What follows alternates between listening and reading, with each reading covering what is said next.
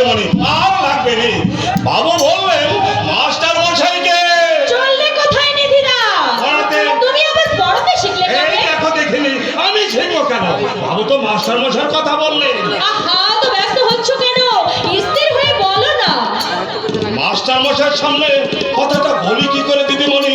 সে কথা শুনলে মাস্টার মশাই যে দুঃখ পাবেন। কি কথা নিধিদা? কি বলেছেন সোমনাথ বাবু? বলেছেন মাস্টার মশাইকে এ মাসে আর পড়াইতে হবে না। মাস্টার মশাইয়ের এ মাসের মাইনেটা মাস শেষ হয়ে গেলে এসে যেন নিয়ে যান। না!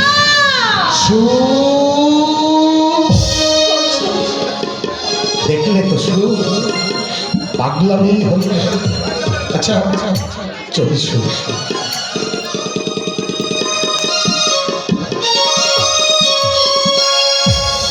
আচ্ছা নিধিদা, আগে বাবু। তুমি কি জানো বাবা কেন মাস্টার মশাইকে পড়াতে নিষেধ করে দিয়েছে? বাবু যে আপনার বিয়ে ঠিক করেছে। বিয়ে? আমার? এ কি বলছো তুমি? আমি যে নিজের কানে শুনেছি দিদিমণি। তা পাত্রটিকে? ওই যে লক্কা পায়রার মতো চেহারা, জানি এ বাড়িতে খুব যাতায়াত আরম্ভ করেছে। দোষ? হ্যাঁ, প্রদোষ চৌধুরী। দিদিমণি, আমি চাকর বাকর মুখ্য সূক্ষ্ম মানুষ, ভালো মন্দ কিছু বুঝি না, তবু কেন জানি আমার মনটা কইছে ওই প্রদোষ বাবুর দোষের সীমা ওর সঙ্গে বিয়ে হলে আপনি কিছুতেই সুখী হবেননি। নিধিদাও না। আমি সব জানি দিদিমণি, আপনারা দুজন দুজনকে খুব এই দেখো আমি যাই দিদিমণি। আর আমার মতামত না নিয়েই বাবা? না না না না, এ আমি কিছুতেই হতে দেব না। কৌশিককে ঘিরে যে রোগিনী স্বপ্নের মহল আমি করে তুলেছি, না না না না, কোনো কারণেই আমি তা ভেঙে যেতে দেব না। কি ভেঙে যেতে দেবে না? আমার ভবিষ্যৎ সুখের স্বপ্ন। ও কুণ্ডল, কেমন আছো ভাই? আমি আর ভেবেছিলাম এ পথ বুঝি তুমি ভুলেই গেছো। এ পথ আমি আগলে থাকলে তুমি আর দাদা একেবারে দমাটকে মারা যাবে। তোমার মুখে কি কিছুই আটকায় না? সত্যি তোমার কাছে এলে আমি ভয় না খোলামেলা হয়ে যায়। আর কারো কাছে হও না? আর কার কাছে হতে যাব? কেন, তোমার চম্পার কাছে? আমার চম্পা? এবার তুমি আমার সত্যি সত্যি লজ্জায় ফেললে। চম্পা আমার হতে যাবে কেন? মেয়েদের চোখে ফাঁকি দেওয়া বড় শক্ত। এই সেরেছে এইসব কথা আবার তুমি আমার দাদাকে বলনি তো? ভয় পাচ্ছ কেন? কি ব্যাপার জানো, চম্পা দাদা আমার বন্ধু ছিল, স্কুলে একই সঙ্গে আমরা পড়াশোনা করতাম। অভাবে তাড়নায় পড়াশোনা ছেড়ে দিয়ে ও ট্রেনে হকারি করতে লাগলো। কিছুদিন আগে ও দাদা ট্রেনে কাটা পড়ে মারা গেছে। বিধবা মা আর না বলে একটি ভাই ছাড়া চম্পার আর কেউ নেই। যাত্রা থিয়েটার করে কোনো রকমের সংসার চালায়। তাই চম্পাকে নিয়ে কদিন আমি ঘোরাঘুরি করছিলাম। যদি সামান্য বাড়িতে একটা চাকরি বাকরি। সব কথা, তোমার কলেজে কয়েক মাসের মাইনে বাকি পড়েছে না? হ্যাঁ। কালই মাইনেটা মিটিয়ে দিয়ে আসবে। কেমন করে মেটাবো?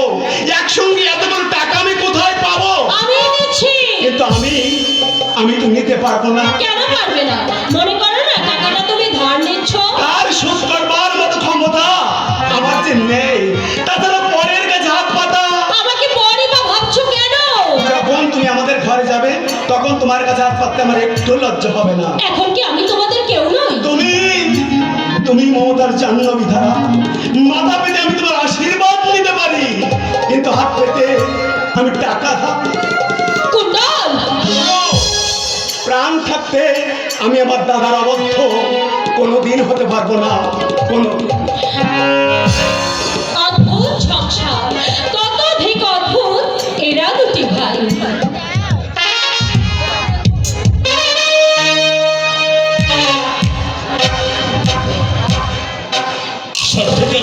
এদিকে সব ঠিক আছে, কিন্তু পুলিশ ইন্সপেক্টর নিরঞ্জন রায় মারামারি শুরু করেছে। নিরঞ্জন রায়কে সামাল দেওয়ার ভার বিশাল সেনাদের উপর ছেড়ে। যত পাকা পাকা পুলিশ অফিসারকে নাকে দড়ি দিয়ে ঘুরিয়েছি, নিরঞ্জন রায় তো একটা পুঁথিবাজ। বড়াই করছে কিন্তু চলছে অনেক গভীর। নিরঞ্জন রায় কিন্তু তার টেরই পায়নি। ইয়া ছেলে খবর কি? এখনো ফেরেনি। এতগুলো টাকার সন্ধান যখন পেয়েছে তখন সে কিছুতেই সুদাতে ফিরে আসবে না। এই কারণে ইয়া ছেলেকে খাতির করো। ছেলের মধ্যে পাকা হুঁশিয়ার লোক তুমি কমই আছে। রাত 10টা বেজে গেল রঘুনাথ, এখন চম্পাকে নিয়ে আসছে কেন? অত বড় বিপদের ঝুঁকি মাথায়, এই জন্য বোধহয় রাস্তাঘাট একটু দেখে শুনে যাচ্ছে। প্রদোষ, চম্পা ভালো গাইতে পারে বলছিলে না? হ্যাঁ আমাদের গ্রামে যাত্রা থিয়েটার করতো আর সেই সূত্রেই আমার সঙ্গে আলাপ। সংসারে কে কে আছে? আমার ছোট এক ভাই এই 4 দিন চম্পাকে কোথায় গেছে? যাদবপুর ভগত রামের বাড়ি। চম্পা তোমার সম্বন্ধে কিছু জানে? জানে না বলেই তো অল্প সময়ের মধ্যে ওর কাছে আসতে পেরেছি। আর মেয়ে ছেলের মন দাও আমার মিষ্টি কথাগুলো শুনে আমাকে যথেষ্ট বিশ্বাস করে ফেলেছে। তারপর কত টাকার প্রলোভন দেখলাম, বললাম তোমাকে সিনেমায় নামার সুযোগ করে দেবো। ব্যাস ছোটান এনে তুললাম ভগত রামের বাড়ি। Very good, very good. একটা কথা বলছিলাম, হ্যাঁ বলো। বলছিলাম চম্পাকে কলকাতার কোনো পতিতালয়ে না রেখে বাইরে ব্যবস্থা করলে ভালো হবে। কেন ভয় করছো? বাইরের কথা বলছি না। তবে প্রেমের অভিনয় করতে গিয়ে প্রেমে পড়ে গেছো নাকি? ওসব প্রেম মহব্বত আমাদের জানে নেই। আমাদের লক্ষ্য শুধু টাকার দিকে। যার টাকা আছে আর সব আছে। ঠিকই বলেছেন। এই তোমার কথাই ভাবো না, বিখ্যাত অ্যাডভোকেট রাজেন চৌধুরীর একমাত্র ছেলে তুমি। যখন তোমার টাকা ছিল তখন এই সমাজে তোমার সমাজের ছিল, কিন্তু আজ যে- আজ আজ আমি দিনে ভিখারি, দিনার দায়ে আমার বাড়িটা পথে যেতে বসেছে। কিচ্ছু ভেবো না, কিচ্ছু ভেবো না। আমার হাতে যখন হাত মিলিয়েছ তখন আমি আবার তোমাকে আত্ম প্রতিপত্তি দিয়ে এই সমাজে প্রতিষ্ঠিত করব। দ্বিতীয় পদে পদে অনেক বাধা।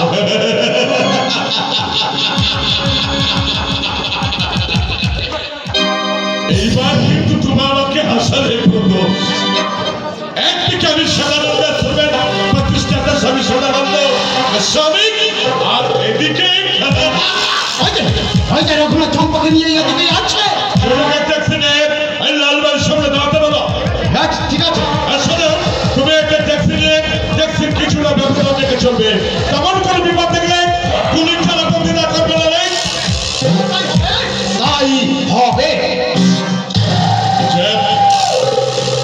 এইভাবে আমাকে সব কাজ সমাধান করতে হবে, কিন্তু আমার প্রত্যেকটি কাজে প্রতিষ্ঠানে বলা দিচ্ছে ওই নিরঞ্জন নয়। ওকে খতম করতে না পারলে নমস্তে উস্তাদ। প্রত্যেকখানে বিপদ হয়নি তো?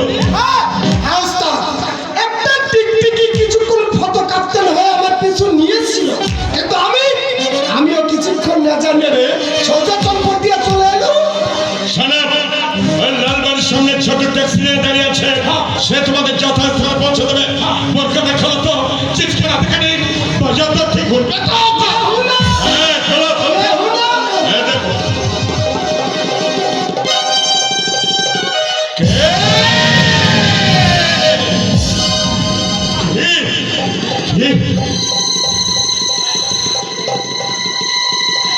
এই চম্পা হ্যাঁ উস্তাদ। কিন্তু ওর মুখে যাবে গিয়ে উস্তাদ, না, না, না, না, কিছু না, কিছু না, কিছু না। শোনো, পথের মাঝে গন্ডার করলে কিংবা পালাতে চেষ্টা করলে তুমি তো পারবেই। তোমার ভাই তো পাঠিয়ে রাখলাম, বুঝেছ? এই কান্না বন্ধ না স্যার। জয় নিতাই, জয় গৌর হরি, জয় রাধেশ্যাম। এই, ভালো ওখান থেকে যাও। ভগবান আপনার মঙ্গল করবেন বাবু। বুঝি রাত 10টা পর্যন্ত তুমি ভিক্ষি করে বেড়াচ্ছ। কি করবো বাবু, পেটের জ্বালা যে বড় জ্বালা। অন্যতির নেশা দাও, যে বড় নেশা। দিন না বাবু। পয়সা হ্যাঁ বাবু। নেই ভাই, নেই ভাই, একটা কানা করেও নেই। আমার কাছে পয়সা কড়ি ছিল না তা না, ছিল একটু আগে যেন কারে পকেট মেরে নিয়ে গেছে। আচ্ছা তুমি দেখতে পাও না, এই রাতের বেলা একটা মেয়ে ছেলে নিয়ে হাঁটতে হাঁটতে আমি হাওড়া স্টেশনে যাচ্ছি। উফ, ভগবান আর দুঃখ দিও না ঠাকুর। আপনি আমার বিবি গত মাসে ভাইটির শাদী হয়েছে, তাই বিবিকে নিয়ে মেঠাপুরিতে একটা চাচার বাড়ি বেড়াতে গিয়েছি। কিন্তু মেঘাপুরুষ তো তেমন ভালো জায়গা নয়, ওখানে মেয়ে ছেলে থাকবেন। এই যে তুমি শুনতে পাও না, তুমি আমার কথা বুঝতে পারছো না। হাওড়া স্টেশনে যাচ্ছি ভাইনি, ওইখান থেকে ফারাক্কার গাড়ি চেপে সোজা ঔরঙ্গাবাদ চলে যাবো। কিন্তু ফারাকের গাড়িতে এখন নেই বাবু। এই, থাকে না থাকে আমি বুঝবো। তুমি ছেলে বিক্রির বাচ্চা তো খোঁজ খবর নিচ্ছ কেন? এমনি এমনি বাবু, ওখানে আমার ভাইরা ভাই থাকে কিনা তাই। হ্যাঁ, তোমার নামটা শোনো, কি বললে? বাবু আজকার আলী বাবু। আজকাল আলী, আজকাল আলী, হ্যাঁ আজকাল আলী। গাড়ি ভাড়া নেই, একদম। বিক্রি দিয়ে যেতে পারছি না বলছিলে না খুব টালাটা এই, আমি তো বাবু আপনার কথা আমার চিরদিন মনে থাকবে বাবু কথা আপনার মঙ্গল করবে বাবু বেশ, যাই, আমিও যাই। ছেলে মেয়েগুলো হয়তো না খেয়ে পথ চেয়ে বসে আছে। কানা অন্ধ নাচার। দাঁড়াও। তুমি কোথায় থাকো? মানিকতলা থাকি বাবু। না, আর দেরি করে দোকানপাট সব বন্ধ হয়ে যাবে। রাত 1:30 আজকাল দোকানপাট সব বন্ধ হয়ে যায় নাকি? আমাদের ওখানে ঝাঁপ ফেলে তুই একটা দোকান খোলা রাখে বাবু। যাই, এই কানা অন্ধ নাচার। নিজেকে খুব চতুর ভাবো তাই না নিরঞ্জন রায়? পকেটে হাত রাখছে কেন? পকেটে হাত রাখছে কেন? পিস্তলের ছোটা গুলো তো বিশাল সালালকে কায়দা করা যায় না। এই মুহূর্তে আমি তোমার খেল খতম করবো, কিন্তু না, শুধু আমি তোমাকে বুঝিয়ে দিলাম চতুর্জের খেলায় বিশাল সালাল অদ্বিতীয়।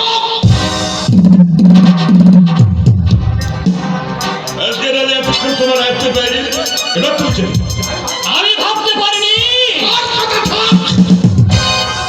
কত আচ্ছা আচ্ছা ধন্যবাদ খেলোয়াড়কে হজম করে ফেললাম, আর তুমি তো সালা একটা ছাড়। তুমি আমার অন্তরে হয়ে দাঁড়িয়েছ। ঘরে সুন্দরী যুবতী বউ আছে, তাকে বিধবা সাজাবার চেষ্টা করো না।